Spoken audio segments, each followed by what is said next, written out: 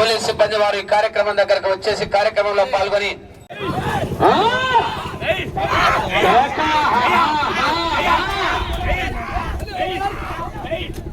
వాజిరెడ్డి Ongole bulls అని ఇంకా 2 live కార్యక్రమాలు కూడా ఈ యొక్క సిఎస్పురం గ్రామంలో నిర్వహిస్తున్నటువంటి కాపు నాయుళ్ల వారి ఆధ్వర్యంలో నిర్వహిస్తున్నటువంటి బండలాగుడి పోటీలకు ఏర్పాటు చేయడం జరిగింది. గౌరవనీయులు